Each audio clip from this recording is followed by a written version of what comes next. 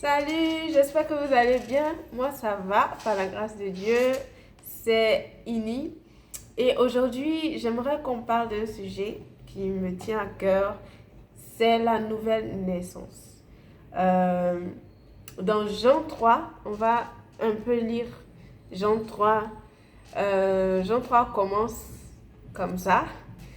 Mais il y eut un homme d'entre les pharisiens nommé Nicodème, un chef des Juifs, qui vint, lui, auprès de Jésus de nuit et lui dit, Rabbi, nous savons que tu es un docteur venu de Dieu, car personne ne peut faire ces miracles que tu fais si Dieu n'est avec lui.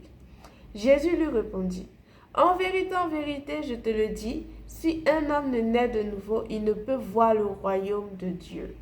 Nicodème lui dit, comment un homme peut-il naître quand il est vieux? Peut-il rentrer dans le sein de sa mère et naître? Jésus répondit, en vérité, je te le dis, si un homme ne naît d'eau et d'esprit, il ne peut entrer dans le royaume de Dieu. Ce qui est né de la chair est chair, et ce qui est né de l'esprit est esprit. Ne t'étonne pas que je t'ai dit, il faut que vous naissiez de nouveau. Le vent souffle où il veut, et tu en entends le bruit, mais tu ne sais d'où il vient ni où il va. Il en est ainsi de tout homme qui est né de l'esprit. Nicodème lui dit, comment cela peut-il se faire?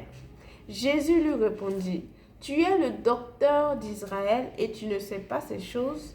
En vérité, je te le dis. Nous disons ce que nous savons et nous rendons témoignage de ce que nous avons vu et vous ne recevez pas notre témoignage. Si vous ne croyez pas quand je vous ai parlé des choses terrestres, comment croirez-vous quand je vous parlerai des choses célestes? Personne n'est monté au ciel si ce n'est celui qui est descendu du ciel, le Fils de l'homme qui est dans le ciel. Et comme Moïse éleva le serpent dans le désert, il faut de même que le Fils de l'homme soit élevé, afin que quiconque croit en lui ait la vie éternelle. Et je pense qu'on va s'arrêter là. Je vous conseille vraiment de lire la suite, vraiment, et même de lire les Écritures en fait, de lire la Bible.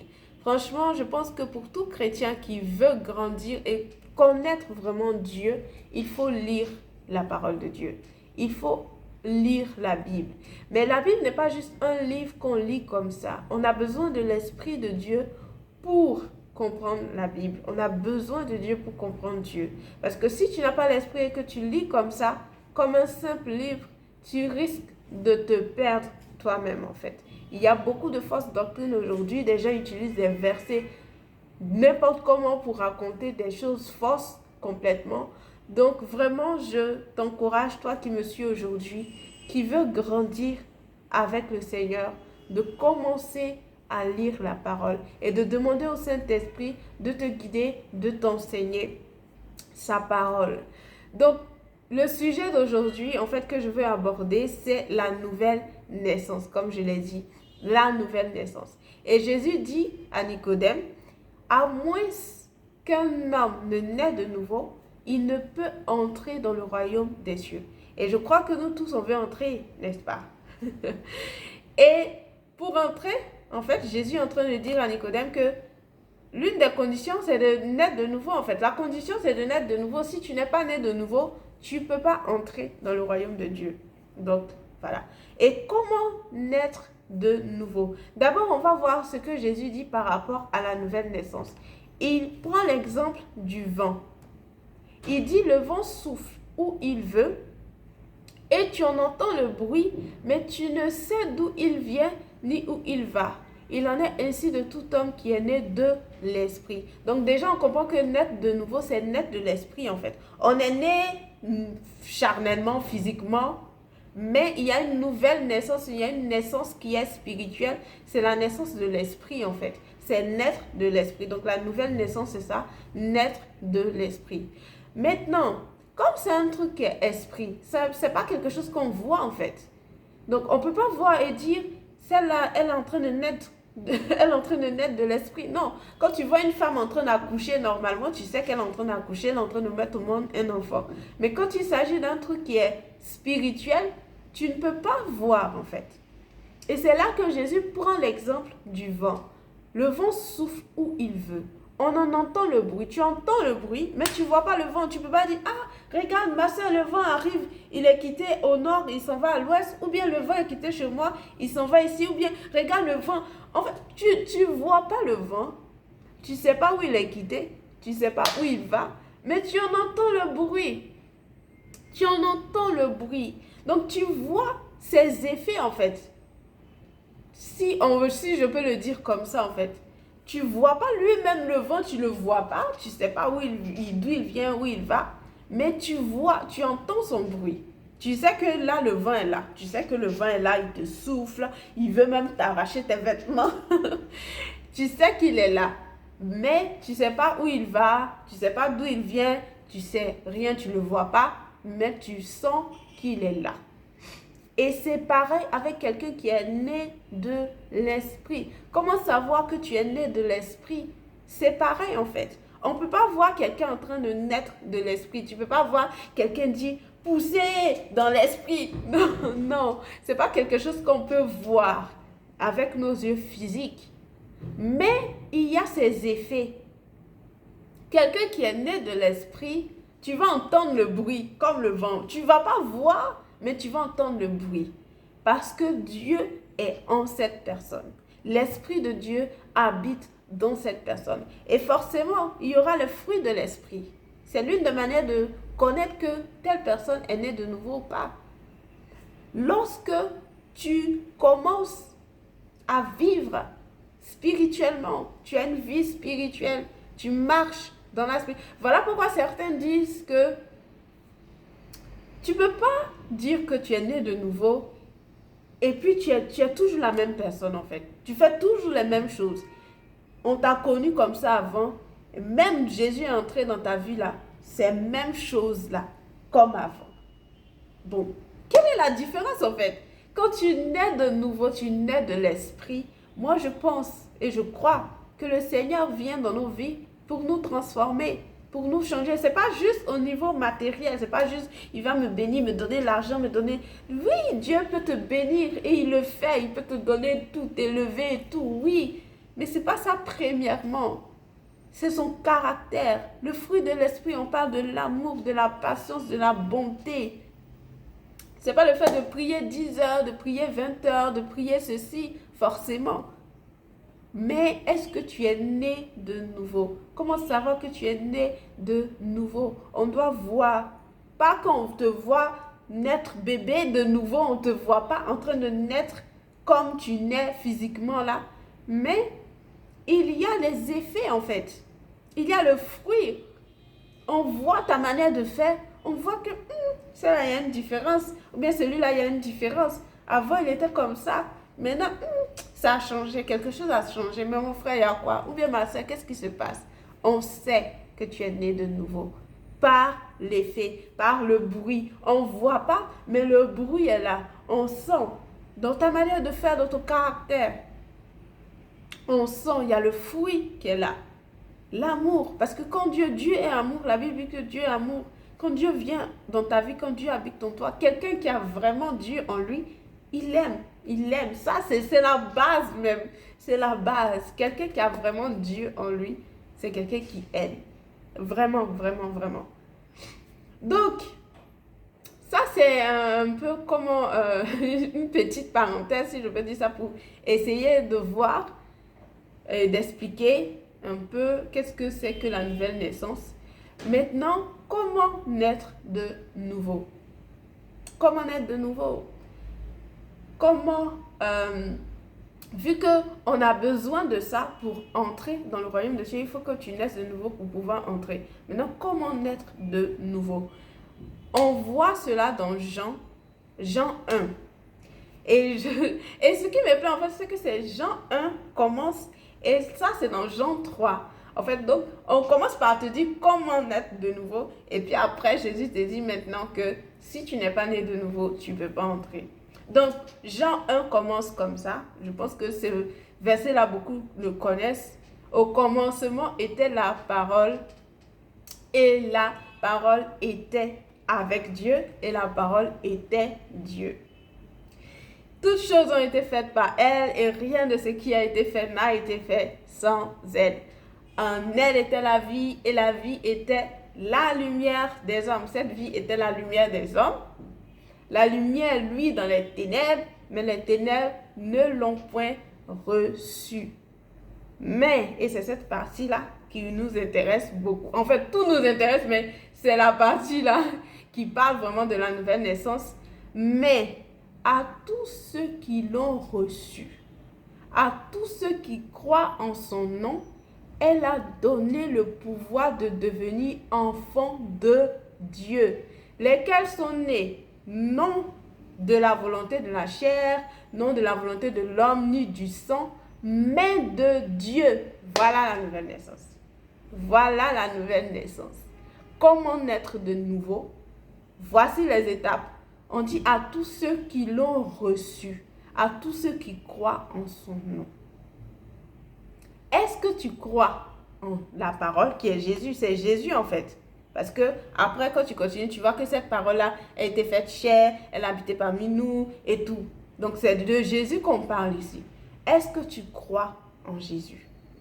Sincèrement, est-ce que tu crois dans ton cœur? Est-ce que tu crois en Jésus?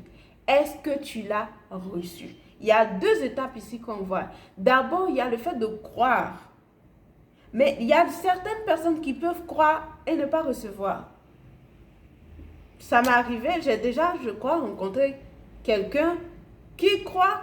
Il y a plusieurs personnes aujourd'hui même qui croient que oui, Jésus a existé, Jésus, ceci. Ils croient en ça, mais ils ne le reçoivent pas. Quand tu lui dis accepte Jésus comme Seigneur et Sauveur et tout, ils ne le reçoivent pas. Donc, tu peux croire, mais ne pas le recevoir dans ta vie. Alors qu'ici, il y a deux étapes. Il y a le fait de croire en lui et il y a le fait de le recevoir. À tous ceux qui ont cru et à tous ceux qui ont reçu. Tu as cru et tu as reçu. Et c'est pas un truc, la nouvelle naissance, c'est pas un truc que, bon, je me fais naître de nouveau. Non, c'est Dieu qui le fait. Du moment que tu crois en Jésus, du moment que tu le reçois dans ta vie, tu nais de nouveau. Parce que la Bible dit, la parole de Dieu dit, à tous ceux qui l'ont reçu, à tous ceux qui ont cru en son nom, elle a donné le pouvoir de devenir enfant de Dieu. Donc, la question aujourd'hui que je veux poser à quelqu'un qui suit cette vidéo, c'est est-ce que tu l'as reçu? Est-ce que tu crois en lui? Le fait de croire aujourd'hui, beaucoup de gens vont dire oui, je crois en Jésus. Même des gens d'autres religions te disent que je crois en Jésus. Ce n'est pas le même Jésus. Le fait de croire en Jésus, la Bible est claire. Jésus d'ici qu'on parle, c'est le Fils de Dieu. Jésus d'ici qu'on parle, ce n'est pas Jésus, un maître, quelque chose ou bien un prophète. Non, c'est Jésus, Fils de Dieu, qui est venu mourir à la croix. C'est Jésus qui est ressuscité, qui est assis à la droite du Père. Ce n'est pas un autre Jésus. Donc ce Jésus qui est décrit comme Fils de Dieu, comme Dieu ici, parmi nous, ce Jésus qui est décrit comme la parole, est-ce que tu crois en lui? Ça c'est un. Est-ce que tu l'as reçu? Ça c'est deux. Si tu crois en lui, si tu le reçois, il te donne le pouvoir de devenir enfant de Dieu. Il te fait naître de nouveau spirituellement. Et quand tu nais, toi-même, tu vas voir le fruit de cette nouvelle naissance-là. Ce n'est pas quelque chose que toi-même tu fais, mais c'est Dieu qui le fait. Donc, j'encourage vraiment quelqu'un aujourd'hui, parce que sans ça, tu ne peux pas entrer dans le royaume. Sans recevoir Dieu, sans recevoir Jésus dans ta vie, tu ne pourras pas entrer. Donc, je t'encourage pour toi. D'abord, pour toi qui ne connais pas le Seigneur, je veux t'annoncer en même temps l'évangile, la bonne nouvelle, que Dieu a envoyé son Fils unique pour te sauver, pour me sauver, pour nous donner la vie. Nous ne sommes pas parfaits, alors que pour être avec Dieu, l'une des conditions, la condition même si je peux dire, c'est d'être parfait. Dieu est saint, Dieu est parfait. Toi, plein de péchés, tu peux aller t'arrêter devant Dieu? Non. Mais Jésus a payé le prix. Le prix que toi et moi, nous devons payer. Il a payé le prix. Il a effacé toute condamnation. Et il te tend la main et te dit, crois en moi. Crois, reçois-moi. Et tu auras la vie éternelle. Gratuit. Ce n'est pas quelque chose que tu payes. C'est par la foi. Gratuit. Lui, il a tout fait. Toi, tout ce qu'on te demande, c'est de croire et d'accepter. C'est tout. Est-ce que ça, c'est pas une bonne nouvelle? Vraiment, je t'encourage, toi qui n'as pas encore donné ta vie au Seigneur, qui ne le connaît pas encore, qui ne l'a pas encore reçu, reçois-le, crois en son nom. Et tu recevras la vie éternelle. Parce qu'il est venu pour te sauver. Et tu naîtras de nouveau. Et tu vas marcher dans les choses spirituelles. La vie spirituelle. Vraiment, je t'encourage. Et j'encourage aussi tous mes frères et sœurs qui sont déjà nés de nouveau et qui marchent avec le Seigneur et tout. Que le Seigneur vous bénisse abondamment, qui permette que chacun d'entre nous puissions grandir avec lui dans sa parole, dans son amour, et qui nous aide vraiment à être ses enfants, à être auprès de lui, à ne pas se mélanger avec les ténèbres, à ne pas se mélanger avec le diable, avec tout ce qui ne glorifie pas son nom, mais à rester avec lui, à l'aimer, à rester dans l'amour, à grandir dans l'amour, dans la paix, dans la joie avec lui, vraiment, et à mener le bon combat de la foi, parce que ce n'est pas facile, nous devons combattre. Le combat que nous menons, c'est le combat de la foi. Et donc, je prie que le Seigneur nous aide à garder la foi jusqu'à son retour, jusqu'à la fin. Merci beaucoup et c'est ce que je voulais juste partager. Je ne suis pas enseignante, je suis rien. Je suis juste une amie, une sœur, rien de plus. Que le Seigneur vous bénisse abondamment. Et pour tous ceux qui veulent me contacter en privé, peut-être pour partager quelque chose, ou je ne sais pas en tout cas, mais vous pouvez me contacter sur Instagram. Quand je dis pour partager quelque chose, je ne parle pas d'argent, s'il vous plaît. Je ne suis pas en train de parler d'argent ou quelque chose, mais je parle de, voilà, partager peut-être un témoignage, ou bien peut-être tu as besoin de soutien dans la prière, tu as besoin de soutien dans la prière, je ne sais pas en tout cas. Mais si tu veux échanger, ou bien juste tu as besoin d'une amie en Christ, juste tu as besoin d'une amie, ou je ne sais pas, d'échanger avec quelqu'un, en tout cas, tu peux m'écrire sur Instagram. Mon Instagram, c'est Miss Ini, un peu comme YouTube. En tout cas, merci beaucoup. Que le Seigneur vous bénisse. Et surtout, n'abandonnons pas le Seigneur. Restons dans la foi, restons dans l'amour. Et que Dieu nous permette de grandir dans sa parole. Tout simplement de grandir dans son amour. Et de le connaître encore plus. Merci bien, que le Seigneur vous bénisse et surtout, bon week-end à tous. Bye!